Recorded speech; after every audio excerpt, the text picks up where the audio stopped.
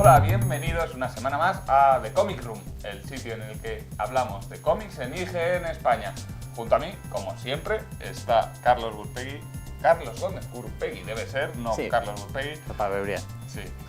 ¿Qué tal? Bien, aquí estamos un mes más trayendo algunos cómics. Esta vez con tanto lío de videojuegos, al final nos retrasamos un poquillo. Pero aquí traemos una buena cosecha para estas tardes de calor. Sí, además que, bueno, yo consideraba que, bueno, teniendo el estreno de Spider-Man Homecoming tan cerca, los arácnidos debían aparecer Sí. en nuestras recomendaciones y por eso la primera, pues, eso, una recopilación, ¿no? O No. una serie de grapas recopiladas, entonces recopilación, Bueno, puedes llamarlo recopilación.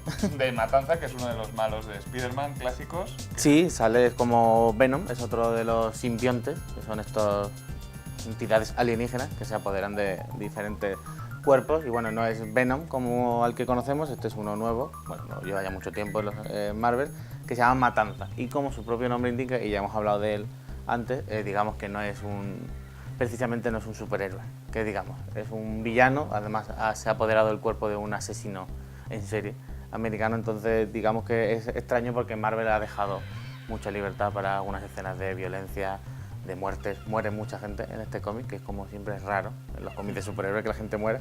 Y bueno, este es el tercer número, ya hablamos del primero y del segundo anteriormente, hace un par de meses, y aquí ya cierran su serie. Esto ha sido un experimento que ha durado un año y medio allí en Estados Unidos, aquí ha llegado en 3 tomos, y como ya decíamos, está muy relacionado con Lovecraft y con la llamada de Cthulhu, porque este Matanza encuentra un libro, el Darkhold que se llama, que es como el Necronomicon en el mundo de Marvel, y quiere invocar a un dios que se llama Chetón, que es como Cthulhu en el mundo de Marvel, y bueno, aquí intenta invocarlo ya definitivamente en una isla del Pacífico, mientras un grupo de héroes, podríamos decir, porque entre ellos hay otro simbionte como Toxina, que también es un poco malo. Hay un hombre lobo, que es el hijo de Jonah Jameson, que es el periodista de Spider-Man tan conocido, y una serie de agentes del FBI que, bueno, que son buenos, pero porque les ha tocado estar cazando a un malo, pero buenos tampoco es que sean ninguno de ellos. Y nada, es la conclusión de este arco argumental, y es muy interesante ver a Marvel dejándose llevar un poco, aunque sea en una línea así muy secundaria, dejarse llevar un poco con violencia, acción y algo más oscuro, podríamos decir.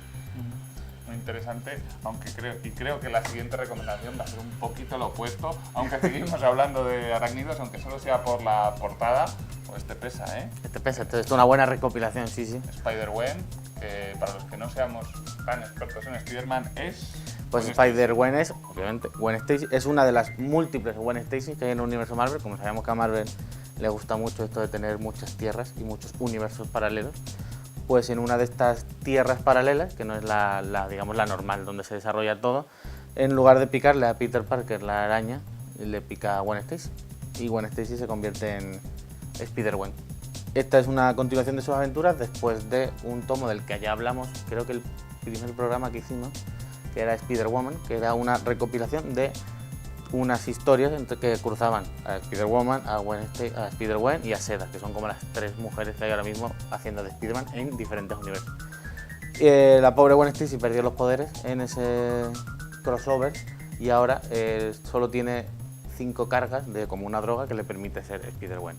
Entonces tiene que elegir muy bien el momento en el que va a ejercer de superheroína. Mientras tanto, obviamente, se le juntan, como suele pasar, una docena de villanos que quieren matarla a ella y a su familia, y va a tener que ir eligiendo de qué manera gestionar los pocos poderes que le quedan.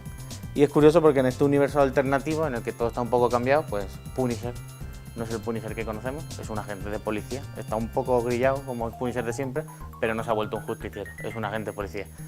Daredevil no existe y en su lugar Matt Murdock es el Kingpin.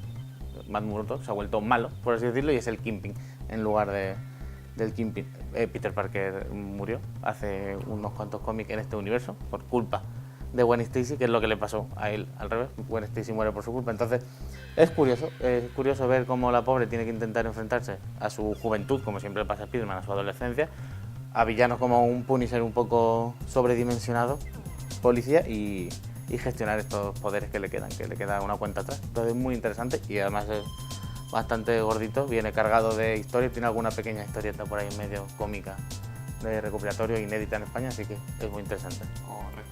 Y lo siguiente, bueno, Jessica Jones, con el estreno de Defenders en Netflix, dentro de, bueno, el 18 de agosto, no voy a decir dentro porque esto podéis verlo en cualquier Sí, claro. momento. Nosotros hemos visto ya los primeros capítulos en los que sale Jessica Jones, pero esto no tiene necesariamente nada que ver, ¿verdad? No, no tiene nada que ver.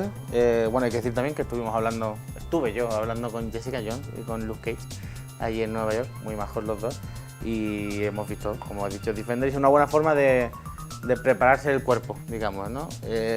Aunque no tiene nada que ver, sí está relacionado, por así decirlo, con la Jessica Jones televisiva. Aunque no sigue los hechos de la serie, digamos que el personaje de Jessica Jones sí ha cambiado un poco para asemejarse al personaje de Jessica Jones que todos conocemos en la televisión. Esto es una continuación de sus aventuras en cómic, que tuvo un pequeño parón en el que se hizo una vengadora y digamos que el personaje tuvo un poco de capa caída hasta la serie de televisión, y ahora pues Bendis y Gaidos, que fueron los creadores de la primera Jessica Jones al principio del año 2000, han vuelto y nos cuentan una historia que puede sorprender a muchos porque es como funciona en media res. Nosotros empieza el cómic y no sabemos muy bien qué está pasando. Jessica Jones está saliendo de la cárcel, no sabemos por qué está en la cárcel. Se está separando de Luke Cage, porque ellos en los cómics son pareja y tienen una niña incluso. No sabemos por qué ni cómo no está dejando ver a Luke Cage a su hija y no sabemos muy bien qué pasa, y parece que es una Jessica Jones que está un poco más deprimida de lo que suele estar ella, que ya es un personaje muy autodestructivo.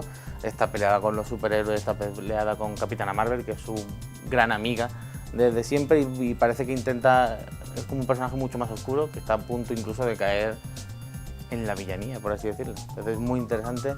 Esta vuelta del personaje vuelve con mucha fuerza. Yo tenía miedo porque Bendis, que es el guionista, a veces se le va un poco la mano y falla porque está el pobre en 10 series a la vez y no da abasto, pero no, es una muy buena manera de retomar Jessica Jones y de prepararse para The Defender y la siguiente temporada de Jessica Jones. Es número único, además, ¿no? Sí, es el número 1 de esta nueva, digamos, temporada de Jessica Jones. No es único porque no acaba, continuará dentro de 2-3 meses, suponemos que traerán la traducción. De ello. Quizás no. Quizás no, depende. Veremos cómo evoluciona. A ver, sí, pero merece bueno, la pena.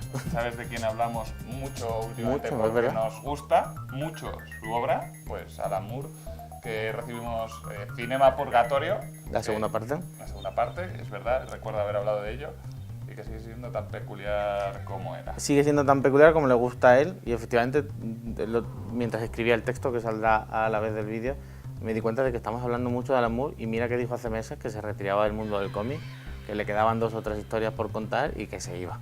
Y cada mes casi al final estamos hablando de él por una u otra razón. Pues Cinema Purgatorio es una recopilación de relatos, de cómics que él gestiona. Él escribe, digamos, los intermedios, porque además es como si fuera una sesión larga de cine, y él dibuja y guioniza.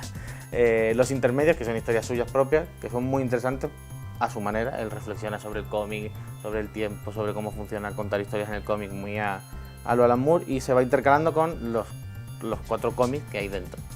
Que en esta ocasión ya vemos que empiezan a sentarse, ¿no? Y a encontrar su camino cada uno, y empiezan a decepcionar a algunos. Hay que decir que Código Proof me parece el mejor, que es el que guioniza Garcenis, que ya hemos hablado de él con Crosser o el de tanques que hizo para World of Tanks. Es el más interesante, y los demás empiezan a cojear un poco. Está fallando un poco, a ver si Alan Moore los pone en vereda y les da un poco de talento, porque han pinchado en este. Los otros han pinchado un poquillo. Vaya por Dios. A ver si con nuestra última recomendación de este mes de cómics acertamos un poco más, que este es el más gordo de todos. Es el más gordo, hay que decir, gana peso. De Frank Baum, y que acabamos de recibir el número 2 Claro. de esta colección de 2 números. Sí. Son 2. Y bueno, estamos aquí de momento para hablar de la primera, porque la segunda todavía no la llegará, hemos claro. estudiado con suficiente fervor.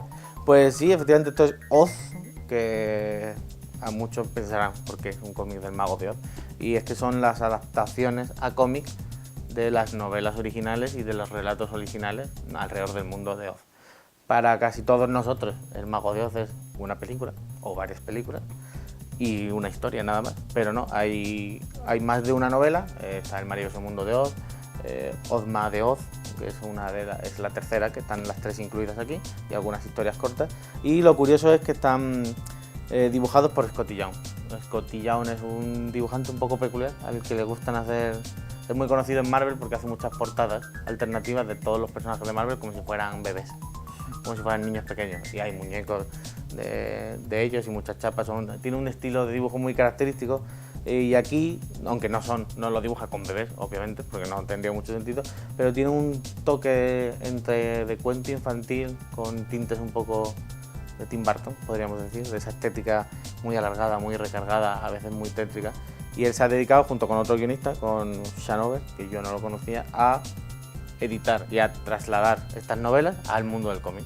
Un acercamiento más en lugar de tanta película, o la serie que hizo el propio Sam Raimi, que sobre Oz, que no triunfó demasiado. Entonces, ¿bien, mal o regular? No, bien, bien. Es muy interesante para conocer la historia del Mago de Oz, sobre todo para aquel que, como yo, me pasó en su caso, no sabía que había más allá del Mago de Oz que todos conocemos como película. Pues bien, este me ha gustado, me parece interesante, pero bueno. ¿Cuál te vas a llevar? El más grande. El más grande, aunque solo sea por parecer que leo. Así que sí, bueno, vosotros muchas gracias por estar ahí, haber estado este mes con nosotros en nuestro Comic Room. Gracias a ti, Carlos. Y os invitamos a que dejéis aquí abajo en los comentarios de la web, en los comentarios de YouTube o en Facebook vuestros pensamientos, lo que estáis leyendo y lo que nos recomendáis a nosotros, porque también queremos saber qué estáis leyendo. Así que sin más, nos despedimos. Bueno, hasta el mes que viene. Hasta el mes que viene. ¿O no?